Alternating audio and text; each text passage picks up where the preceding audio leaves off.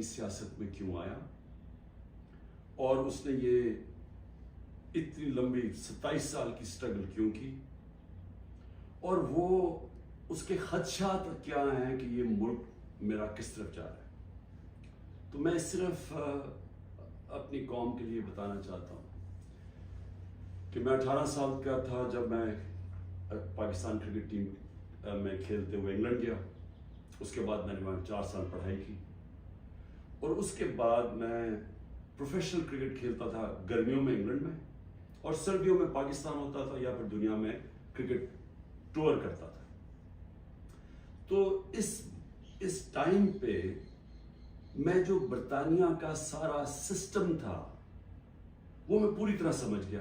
University میں بھی میں نے پولیٹکس پڑھی تھی اور پولیٹیکل ہسٹری پڑھی تھی, پولیٹیکل سائنس. تو مجھے وہ پوری طرح سمجھ آ گئی کہ وہاں کا سسٹم کیا ہے اور پاکستان کا سسٹم مجھے پتا تھا, میں یہاں بڑا ہوا تھا. تو میرا جو تجربہ جو اس دوران جو میں نے وہاں ان کے سسٹم کو اندر سے دیکھا, یہ بہت بڑی وجہ میری پولیٹکس میں آنے کی وہ تھی. تو میں نے کیا دیکھا؟ میں نے یہ دیکھا کہ اس ملک کی جو سب سے بڑی خوبی یہ تھی کہ وہاں قانون کی حکمرانی تھی, انصاف تھا, رول آف لا تھا. اور میرا سارا جو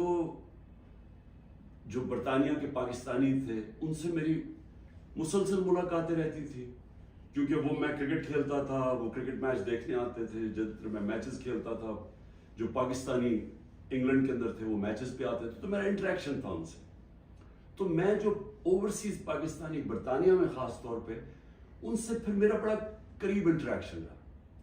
تو میں اب آپ کو بتانا چاہتا ہوں کہ فائدہ کیا ہوتا ہے جب ایک ملک میں قانون کی حکمرانی ہوتی ہے, انصاف ہوتا ہے. وہ شروع ان کی کہانیاں یہ تھیں کہ وہ مزدوری کرنے جاتے تھے کیونکہ برطانیہ میں مزدوروں کی کمی تھی, تو انہوں نے زیادہ مزدور دنیا میں سے اور ملکوں سے بھی بلائے جس میں سے پاکستانی بھی گئے. مزدوری شروع کرتے تھے کیونکہ وہ ایک ایسا ملک جدھر انصاف کا نظام تھا, لیول پلینگ فیلڈ تھی. ان کو وہ پیسہ کماتے تھے, وہ پھر اس پیسے سے چھوٹی سی دکان کھول لیتے تھے. وہ کرتے کرتے وہ معاشرہ ان کو موقع دیتا تھا اوپر آنے کا. اور وہ کیوں دیتا تھا؟ کیونکہ جب ایک معاشرے کے اندر انصاف ہوتا ہے وہ آپ کے حقوق کی حفاظت کرتا ہے. مطلب یہ ہوتا ہے کہ اگر آپ اپنے ٹیکس دیں, آپ قانون کے بیچ میں رہیں, وہ ملک آپ کو آزاد کر دیتا ہے, آپ جو مرضی کریں. کوئی آپ کو پوچھتا نہیں ہے, کوئی رات کو پولیس نہیں آپ کے گھروں میں گھس جاتی, کوئی رشوت آپ سے نہیں مانگتا, کوئی آپ نے اپنا کام کروانا ہے, پاسپورٹ بنوانا ہے, آئی ڈی کارڈ بنوانا ہے, آپ کو کوئی پیسے نہیں دینے پڑتے. آفیسز میں جس طرح رولتے ہیں بیچارے ہمارے لوگ, وہاں کوئی تھانے کچہری کی پالیٹکس نہیں ہے کہ بیچارہ غریب آدمی کبھی تھانے میں رول رہا ہے, کبھی کچہریوں میں رول رہا ہے, کبھی پٹواری سے رول رہا ہے, زمینوں پہ قبضے ہو رہے ہیں. اور سارا وقت ان بیچاروں کو سفارشیں چاہیے تھی. اس ملک کے اندر سب سے زیادہ جو پولیٹکس میں جو ہمارے ایم این ایز اور ایم پیز ہو, ان کا سب سے زیادہ کام کیا ہوتا ہے؟ لوگوں کی سفارش جا کے گورنمنٹ آفیسز میں جائے. وہاں کیوں نہیں ہوتا؟ کیونکہ وہاں انصاف ہے. یہ سمجھنا ہے پاکستانیوں آپ نے, انصاف انسانوں کو آزاد کرتا ہے حقوق دے کے. انصاف آپ کو طاقتور سے تحفظ دیتا ہے.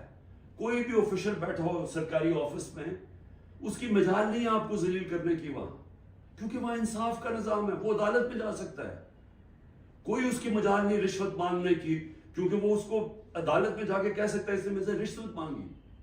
کمزور کو طاقتور سے انصاف تحفظ دیتا ہے. اس طرح لوگ آزاد ہوتے ہیں. تو وہی پاکستانیوں کو میں نے آہستہ آہستہ دیکھا اوپر آتے ہوئے.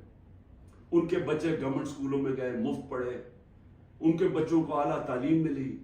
ان کو میں نے دیکھا وہ اور آگے پڑھے, وہ ڈاکٹرز بنے, مزدوروں کے بچے. اور سوائے کئی علاقوں میں جو تھوڑی ریسزم تھی, عموماً یہ دیکھا کہ جو وہاں مزدور بھی گئے ان کو دیکھتے دیکھتے بچے آگے بڑھتے گئے. بزنس شروع کی انہوں نے, بڑے کام کیے. لیکن جو بھی یہاں پاکستانی جاتے تھے, جو مجھے ابھی بھی یاد ہے, وہ سارا وقت ترستے تھے کہ میں نے ایک دن پاکستان جانا ہے. وہ پاکستانی میوزک سنتے تھے، پاکستانی فلمیں دیکھتے تھے، کرکٹ میچ دیکھتے تھے، سارا وقت یاد کرتے تھے پاکستان کہ جیسے ہی ہم نے پیسہ کما لیا ہم پاکستان جائیں گے۔ اب ان کے بچے وہاں پڑھ جاتے تھے، بڑے ہو جاتے تھے، جب بچے تھوڑے بڑھ جاتے تھے، بڑے ہوتے تھے، وہ پھر آپ پاکستان آنے کی کوشش کرتے تھے۔ اب میں آپ کو بتاتا ہوں کہ کیوں ہم آگے نہیں بڑھ رہے۔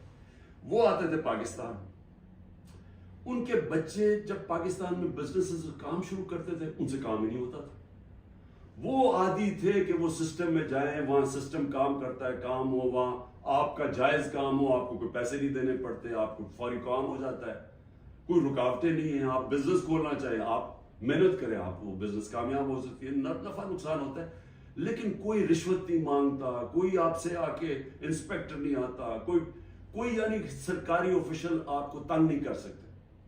یہاں کی ان کو مشکل پڑ گئی، وہ تھوڑی دیر آتے تھے، کوشش کرتے تھے، تھوڑی دیر کے بعد ملک سے باہر واپس رہ ہی نہیں سکتے تھے۔ کرپٹ نظام میں ایک وہ نظام جدھر انصاف نہیں ہے، وہ نہیں گزارا کر سکتے تھے، وہ بیچارے ماں باپ واپس چلے جاتے تھے انگلینڈ۔ کئیوں کو میں جانتا ہوں انہوں نے پیسہ اکٹھا کیا، محنت کی، 15-20 سال سرمایہ کاری، اتنا سرمایہ اکٹھا کر کے پاکستان آ کے بزنس کھولی، وہ اس نظام میں ان کی بزنس نہیں چلتی تھی، یہاں رشوتیں دینی پڑتی تھی، یہاں ہر سسٹم یعنی سسٹم میرٹ کو اجازت نہیں دیتا آگے بڑھنے کے لیے، کیونکہ انصاف نہیں ہے، اور وہ یہاں تباہ ہو کے میں نے دیکھا لوگ یہاں فراڈ ہوئے، ان سے ہر جگہ زمینوں پہ قبضے ہوئے، ان کے گھروں پہ قبضے ہوئے، جب وہ واپس آتے تھے پیچھے قبضہ ہو جاتا تھا، تو ہوتا کیا تھا، وہ سارے پھر واپس چلے جاتے تھے، اور آخر میں یہ ان کو پتا چلا کہ پاکستان میں ہم بزنس نہیں کر سکتے۔ اب 1 کروڑ پاکستانی ہے، اب یہ ذرا آپ نے سننا ہے، 1 کروڑ پاکستانی باہر بیٹھا ہے،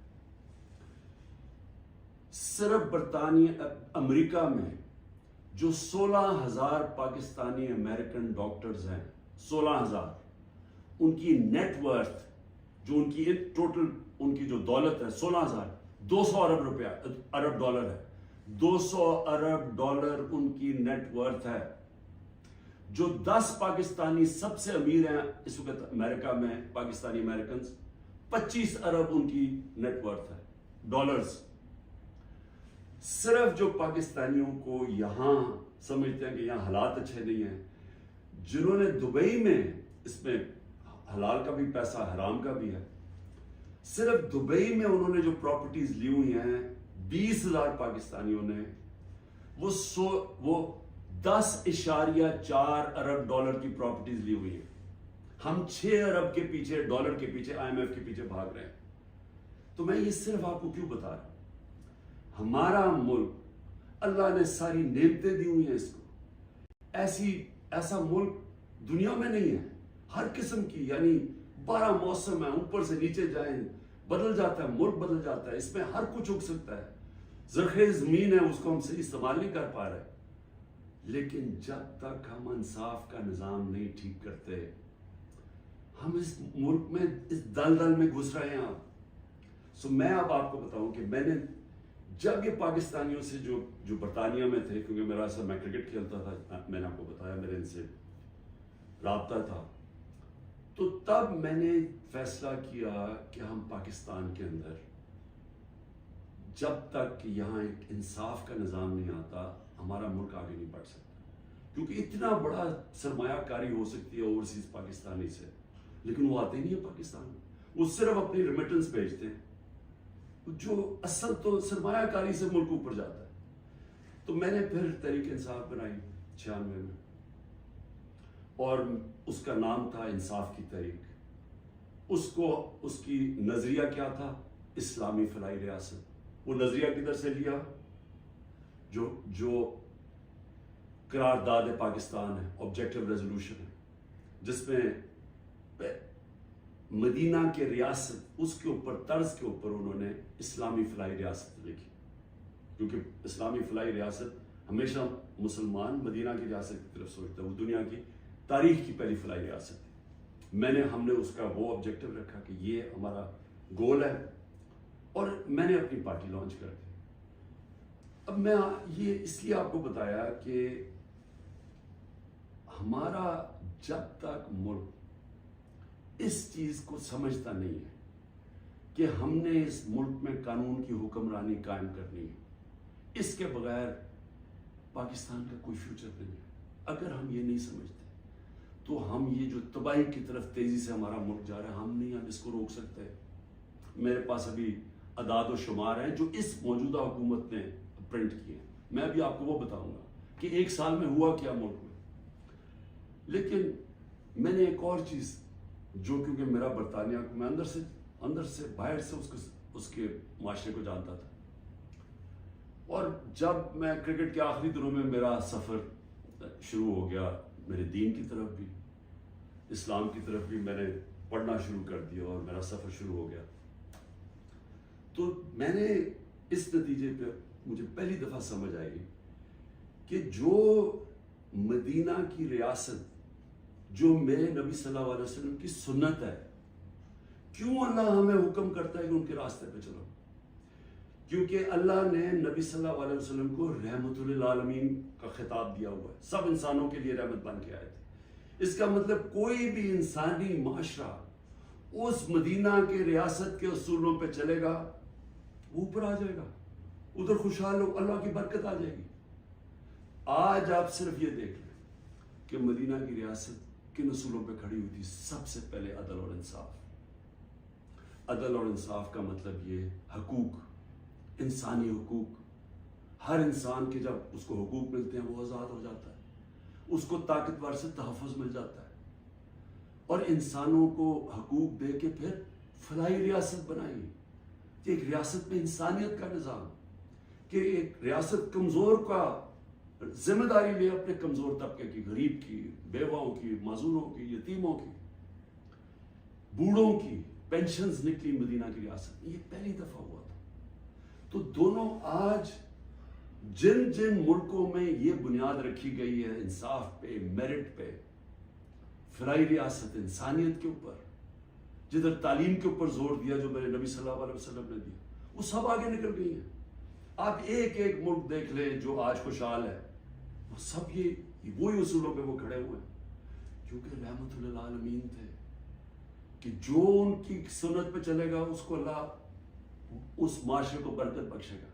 اب ہم پاکستان پہ آتے ہیں، موجودہ پاکستان میں دیکھیں جو اس وقت پاکستان میں ہو رہا ہے نا، یہ ہر چیز جس کے لیے، ہر وہ اصول جس کے اوپر پاکستان بنا تھا، آج اس کی نفی ہو رہی ہے۔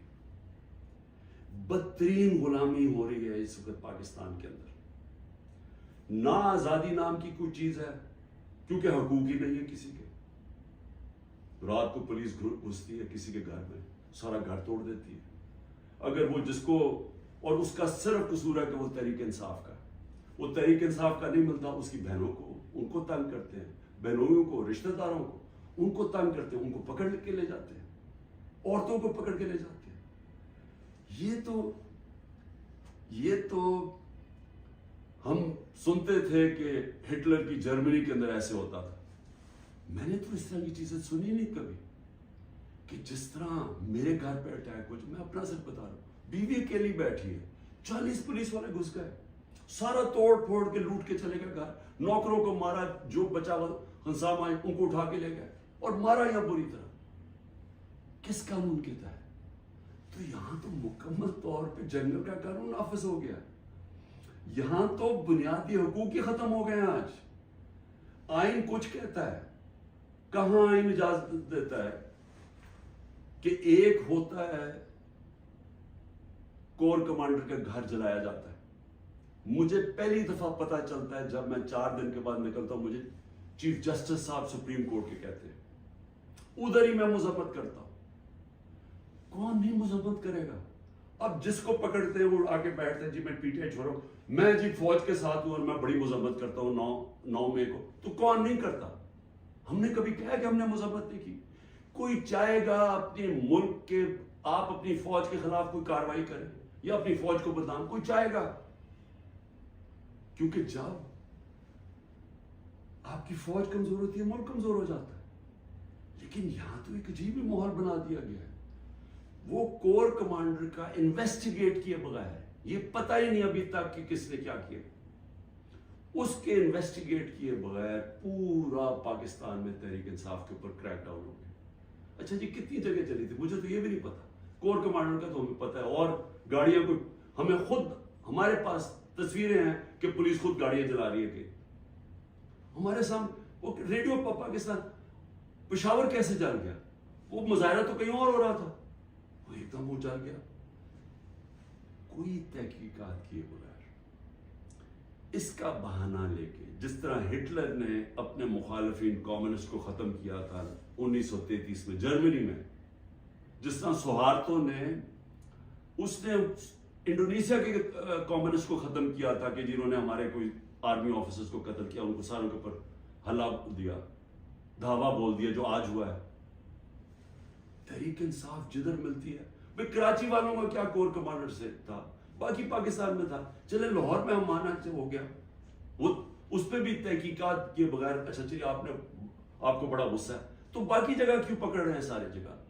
کوئی تحریک انصاف کا سپورٹر ہو, رشتہ دار ہو, جانا ہو, کوئی کسی نے ٹویٹ کی ہو, ان کو پکڑ کے جیلوں میں ڈال رہے ہیں. 10,000 لوگوں کو پکڑ کے جیل میں ڈال دیا. اور اب یہ جبری طلاقیں ہو رہی ہیں, وہ آتے ہیں بیٹھتے ہیں, جی میں دیکھیں جی میں نے تو بڑا فوج کے ساتھ ہوں, میں تو بڑا یہ 9 میں جو ہوا بہت برا ہوا اور میں تو تحریک انصاف چھوڑا.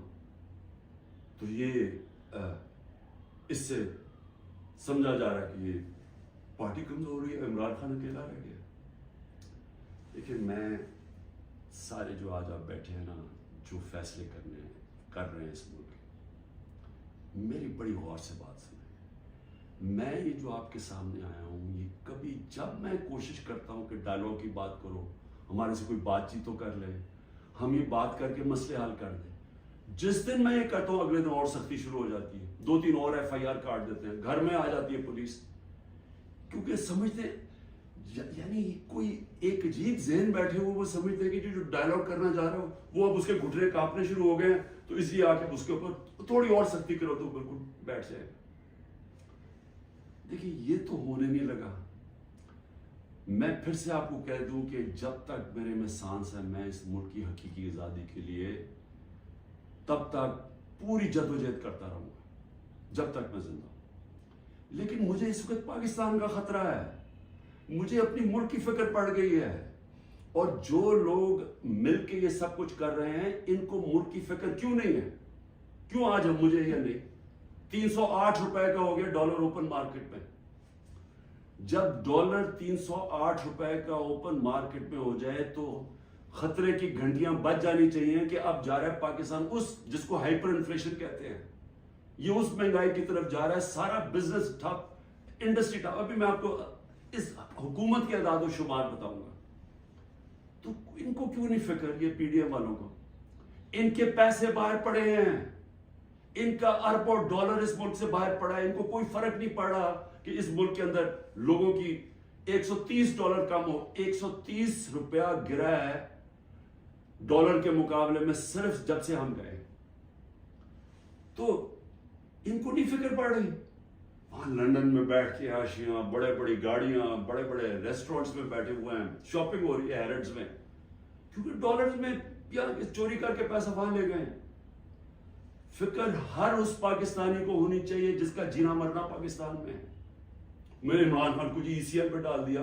شکر کو میں تو آپ کا شکریہ ادا کرتا ہوں. میں تو جانے نہیں چاہتا ملک سے باہر, کیونکہ میں نے کوئی باہر میرے پیسے بینک اکاؤنٹس کچھ نہیں پڑے ہوئے. مجھے تو یہ ملک سے پیار ہے. تو اس لیے ECL ان کو فرق پڑتا ہے جنہوں نے جائیدادیں ڈالرز میں رکھی ہوئی ہیں باہر, اور ان کو کوئی فرق نہیں پڑ رہا کہ ملک تباہی کی طرف جا رہے ہیں. ذرا آپ یہ صرف دیکھ لیں کہ جب ایک آدمی نے بند کمرے میں فیصلہ کیا کہ جناب عمران خان بہت ملک کے لیے تباہی کر رہا ہے اور میں اس کو بدل رہا ہے, اور اس نے جب گورنمنٹ گرائی, تو ذرا صرف میں اب آپ کو اس حکومت کے اعداد و شمار,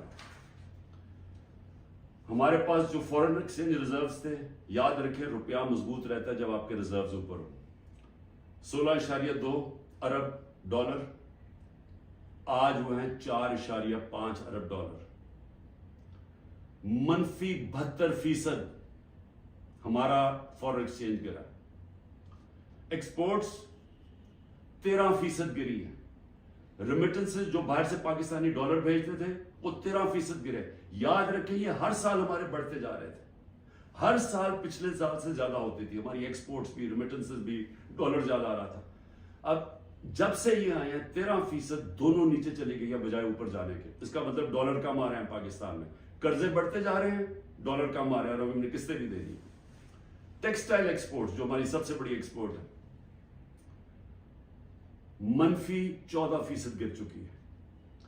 انٹرسٹ ریٹ, اب بزنس کام کون کرے گا؟ ہم جب تھے 9.8 تھا, آج 21% ہے ہمارا سود. ہمارا جو ایکسچینج ریٹ ہے آفیشل 180 کر لیں, ہمارا تھا جب ہم گئے 180 روپے ڈالر تھا, آج 287 روپے ڈالر آفیشل ریٹ ہے, اور 308 پہ پہنچ گیا ہے اوپن مارکیٹ میں. مہنگائی کے اوپر بڑا شور مچا تھا. 12.7% تھی ہماری کنزیومر پرائس انڈیکس. مہنگائی کی دو ہوتی ہیں قسمیں, ایک جس کو کہتے ہیں کنزیومر پرائس انڈیکس جو CPI ہوتی ہے, وہ 12.7 تھی. آج 36.4% ہے, پاکستان کی تاریخ کی سب سے بڑی مہنگائی. لیکن اس سے زیادہ خطرناک جو سینسٹیو پرائس انڈیکس ہے وہ 14.2 ہمارے دور میں تھی, آج وہ پاکستان میں 42.1% ہے. پٹرول, یاد رکھیں ہمارے دور میں پٹرول 110 سے 115 لیٹر 110 سے 115 ڈالر پہ بیرل گئی تھی, آج وہ 70-80 کے بیچ میں ہے. یعنی ادھر سے آ کے ہمارے دور میں 150 روپے لیٹر پیٹرول تھا, 145 روپے لیٹر ڈیزل تھا.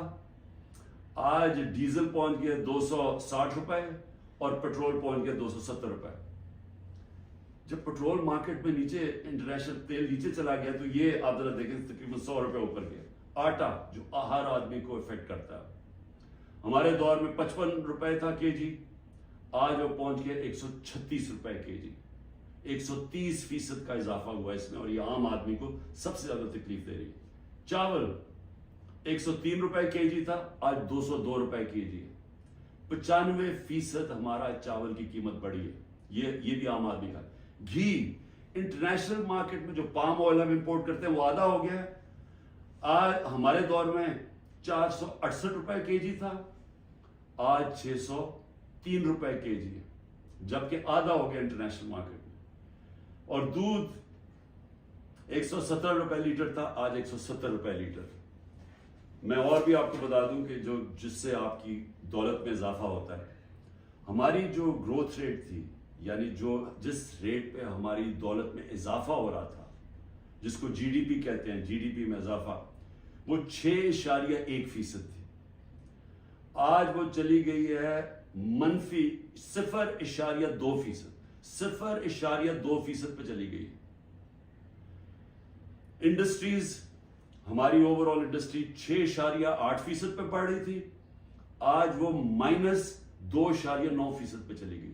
یعنی جس سے آپ کے ملک میں دولت بنتی ہے, جس سے آپ ٹیکسز بڑھتے ہیں, جس سے آپ روزگار دیتے ہیں, وہ انڈسٹری جو زیادہ تر انڈسٹریز وہ -2.9 پہ پہنچ گئی ہیں. اور جو لارج اسکیل مینوفیکچرنگ ہے جس سے سب سے زیادہ دولت میں اضافہ ہوتا ہے, وہ ہمارے دور میں 11.9% پہ بڑھ رہی تھی, وہ آج -7.9% پہ چلی گئی, تقریباً 8% منفی پہ چلی گئی. جو کنسٹرکشن ہے جس سے سب سے زیادہ نوکریاں ملتی ہیں, وہ 1.9% پہ بڑھ رہا تھا ہمارے دور پہ, آج وہ -5.5% پہ چلی گئی. اور پھر کاٹن, کیونکہ ہمارا سب سے زیادہ جو کپڑا بناتے ہیں ہم, اس سے ہمارا اضافہ بھی ہوتا ہے, نوکریاں بھی ملتی ہیں, ایکسپورٹس بھی بڑھتی ہیں, وہ 9.2% پہ بڑھ رہی تھی, آج وہ -23% پہ پہنچ گئی ہے, یعنی کہ بند ہو رہی ہے انڈسٹری. میں یہ آپ کو یہ صرف فگر اس لیے دے رہا ہوں, اور جو بھی ہمارے اس ملک میں فیصلے کر رہے ہیں, میں اس لیے آپ کو کہہ رہا ہوں کہ یہ ملک تباہی کی طرف جا رہا ہے. ان کے پاس کوئی روڈ میپ نہیں ہے. جتنا ٹائم دے رہے ہیں یہ ملک نیچے جاتا جا رہا ہے. جن لوگوں کے پاس ڈالرز میں باہر پیسے نہیں رکھے ہوئے ان سب کے لیے تباہی آئی ہوئی ہے. سارا تنخواہ دار طبقہ آج تکلیف میں ہے. جس کے پاس سیلریز ہیں ان کا اگر 100 روپیہ سال پہلے اگر 100 روپیہ چیزیں خریدا تھا وہ 50 روپے رہ گئے. تو یہ تو ایک عذاب آنے والا ہے. اور ابھی یہ جو روپیہ گر رہا ہے کیونکہ ان کے پاس جب آپ کیسے آپ نے قرضے دینے آپ اگلے مہینے قرضوں کی قسطیں دینی ہے. جب آپ کی دولت میں اضافہ نہیں ہو رہا, جب ڈالرز ہی نہیں بڑھ رہا ہے, جب آپ کی انڈسٹری بند ہو رہی ہے, جب آج کسانوں کے پاس وہ پیسہ ہی نہیں رہا کیونکہ وہ اتنی مہنگائی ہو گئی ہے کہ اس کے پاس پیسہ نہیں بچتا اپنی زمین پہ لگانے کے لیے, تو وہ اس کی ظاہر ہے اس کی پیداوار گرنی شروع ہو جائے گی. تو ہم نے کدھر سے قرضے واپس کرنے؟ ہم آج پاکستان میں ہمیں یہ سمجھنا چاہیے کہ ہم اگر اس وقت اس کو ہم ٹھیک نہیں کرتے یہ سب کے ہاتھ سے نکلنے والی ہے. دیکھیں معاشرہ کنٹرول سے باہر بھی نکل جاتا ہے.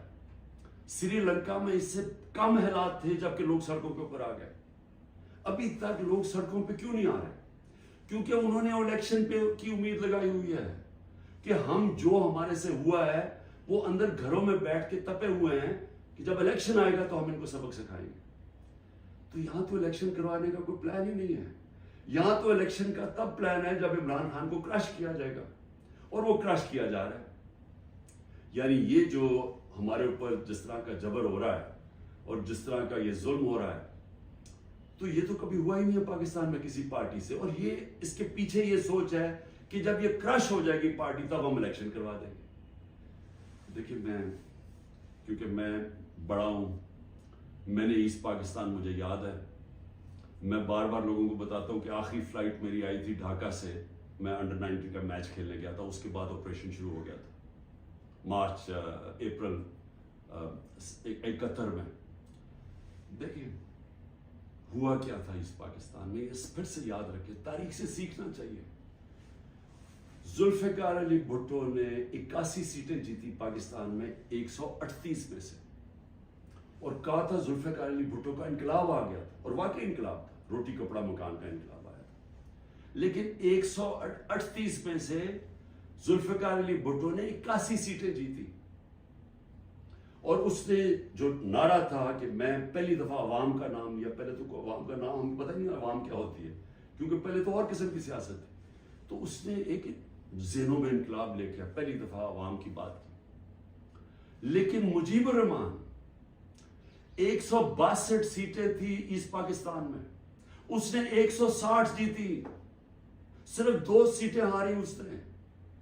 تو وہ کیا کہہ رہا تھا؟ وہ انصاف کہہ رہا تھا کہ ہمارے سے انصاف نہیں ہو رہا, ہمارے حقوق نہیں مل رہے, ایسٹ پاکستان کو کالونی کی طرح رکھا جا رہا ہے, ہمیں سیکنڈ کلاس شہریوں کی طرح رکھا جا رہا ہے. اور وہ انصاف مانگ رہا تھا, حقوق مانگ رہا تھا, وہ آزادی نہیں مانگ رہا تھا. جب ہم نے آپریشن شروع کیا تو وہ پھر حقوق سے آزادی کی طرف چلا گیا, وہ بات کرنے کے لیے بھی تیار تھا. اور مجھے ابھی بھی یاد ہے جب ہمارا ملک ٹوٹا تھا, میں انگلینڈ میں تھا, پڑھ رہا تھا, تو جو دھچکا ہم سب کو لگا تھا, یعنی ہم ہل کے رہ گئے تھے. پھر لوگوں نے اپنے دل بلائے, نہیں جی اس پاکستان تو بڑا غریب ملک تھا, ہمارے اوپر بوجھ تھا, وہاں سائیکلون آتا تھا تو ہمیں ان کو پیسے دینے پڑتے تھے, اس طرح کی باتیں کی. آج بنگلہ دیش ہمارے سے آگے نکل گیا ہے. اور میں آج آپ کو یہ بتا دوں کہ یہ جو ایسٹ پاکستان سے سبق سیکھنا وہ یہ کہ جب ایک قوم آزادی کا فیصلہ کر لے اور اپنے حقوق کے لیے, حقوق کا ہوتا کیا ہے, آپ کو انصاف ملتا ہے, انصاف آپ کو حقوق دیتے ہیں, حقوق آپ کو طاقتور سے کمزور کی تحفظ دیتا ہے. جب تحفظ ملتا ہے وہ آزاد ہو جاتا ہے, اس کو لیول پلینگ فیلڈ مل جاتی ہے, اس ملک میں خوشحالی آ جاتی ہے.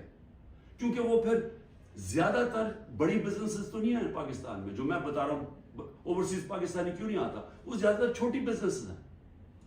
چھوٹی بزنس پاکستان میں چل نہیں سکتی کیونکہ ان کے پاس اتنی طاقت نہیں ہوتی رشوت دینے کی, ان کے پاس اتنا ٹائم نہیں ہوتا کہ وہ آفیسز کے چکر لگائیں, وہاں ان کو وہ ڈیلے صرف اس لیے کریں جب تک آپ رشوت نہیں دیتے, تو وہ چلے جاتے ہیں واپس. تو چھوٹی بزنس جو سمال اور میڈیم صنعت ہوتی ہے وہ ایک ریڑھ کی ہڈی ہوتی ہے ملک کی. اصل تو روزگار وہ دیتا ہے. ساری دنیا میں سمال اور میڈیم انڈسٹری دیتی ہے, یہاں وہ چلنے نہیں دیتے کیونکہ یہاں ایک سسٹم بڑا کرپٹ ہے, کیونکہ یہاں انصاف نہیں ہے. تو جو میں آج آپ کو کہنے کی کوشش کر رہا ہوں کہ انصاف جب ایک لوگوں کے دلوں میں چلا جاتا ہے کہ ہمیں انصاف چاہیے, ہمیں حقوق چاہیے, ہمیں آزادی چاہیے, پھر آپ ان کے اوپر جو مرضی کریں, ملٹری آپریشن بھی, وہ پھر بیج دل سے نہیں نکلتا. کیونکہ جو اللہ نے ہمارے اندر یہ پیدا کیا ہوا ہے آزادی کا, یہ جو آزادی کا بیج ہے, یہ انصاف اور آزادی ساتھ ساتھ جاتے ہیں, یہ اندر ہے ہمارے. اور اس نے جب لا الہ الا اللہ کہتا ہے, ہم اسے وعدہ کرتے ہیں, وہ ہمیں آزاد کرنا چاہتا ہے اللہ, کیونکہ صرف آزاد لوگ اوپر جا سکتے ہیں. تو جب لوگوں کا دل میں آزادی کا جذبہ آ جاتا ہے, وہ پھر یہ جبری طلاقوں سے, یہ پکڑ دکڑ کر کے, یہ مار پیٹ کے, یہ خوف کر کے, اس سے یہ جاتا نہیں ہے. پھر یہ نفرتیں بڑھ جاتی ہیں, یہ اور زیادہ غصہ بڑھ جاتا ہے, یہ کہیں جانے نہیں لگا.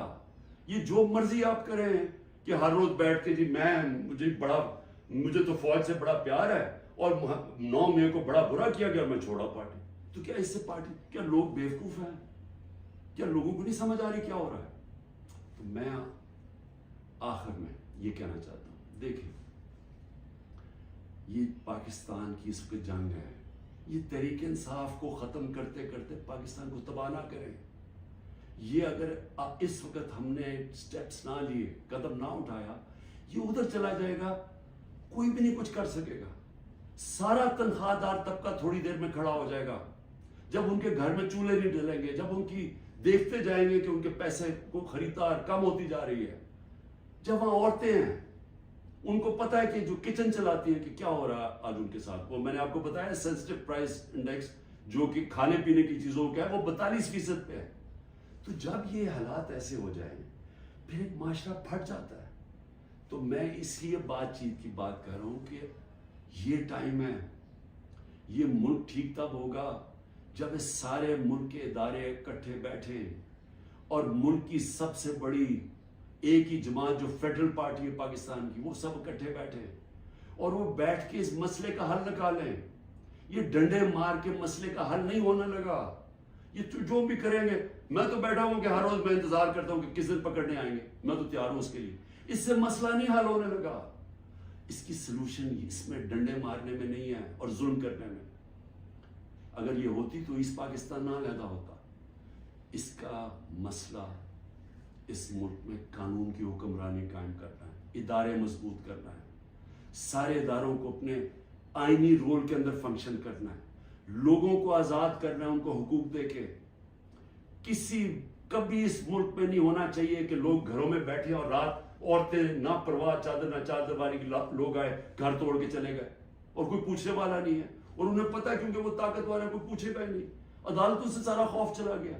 عدالتیں جا کے فیصلہ کرتی ہیں, عمران ریاض کو لے کے آؤ, وہ ابھی تک پتہ ہی نہیں ہے وہ کدھر چلا گیا. اور جس طرح کے تشدد کی میں نے کہانیاں سنی ہیں کہ جو باہر نکلتے ہیں, کئی لوگوں کو, سب کو نہیں کیا, کئیوں کو تو برے حالات میں رکھا ہے کہ اتنے چھوٹے سے دڑبوں کے اندر لوگوں کو بند کیا ہوا ہے, لیکن کئیوں پہ تشدد کیا. تو میں یہ سوال پوچھتا ہوں کہ ہماری جب عدلیہ کی بات, ان کی ورڈکٹ نہیں مانے جائیں گے, عدلیہ کہتی ہے الیکشن کرواؤ آئین کے مطابق, وہ الیکشن ہی گورنمنٹ کرواتی, تو یہ ملک تو تباہ کی طرف چلا گیا نا, بنانا ریپبلک بن گیا. یہ ملک تو وہ جنگل کا قانون آ گیا آج پاکستان میں. تو میں اس کی آخر میں اپیل کرتا ہوں کہ بات چیت کرنی چاہیے فوری طور پہ. جو یہ کیا جا رہا ہے یہ کوئی حل نہیں ہے, اور اس کو یہ نہ سمجھیں کہ عمران خان کی کمزوری ہے, کیونکہ جب میں یہ بات چیت کی بات کرتا ہوں اور سختی آ جاتی ہے, باہر پولیس پہنچ جاتی ہے, وارنٹ نکلاتے ہیں. یہ مجھے اس سے کوئی فرق نہیں پڑتا.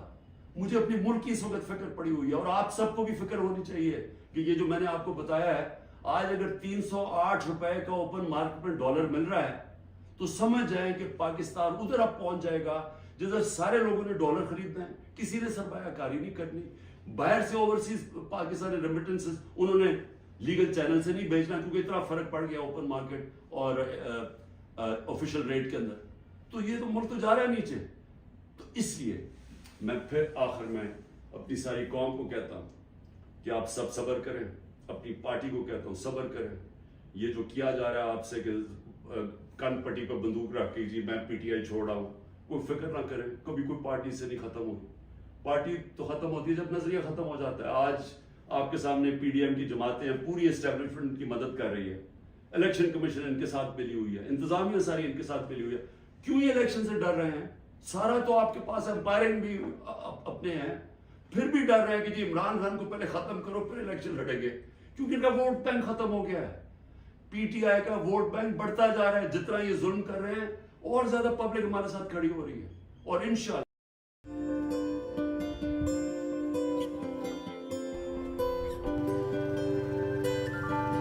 پاکستان میں 2022 کے سیلاب سے بڑے پیمانے پر تباہی ہوئی. ملک کا 1/3 حصہ زیر آب آ گیا، ہزاروں لوگوں کی جانیں گئیں اور لاکھوں لوگ بے گھر ہوئے. ہم نے دریائے سندھ کے ساتھ ساتھ پاکستان کے نارتھ سے ساؤتھ تک ان علاقوں کا سفر کیا جن میں سیلاب نے سب سے زیادہ تباہی کی. بی بی سی نے اس سوال کا جواب ڈھونڈنے کی کوشش کی کہ سیلاب کی تباہی کے پیچھے موسمیاتی تبدیلی کا ہاتھ ہے یا حکومت کی مس مینجمنٹ کا یا پھر دونوں کا.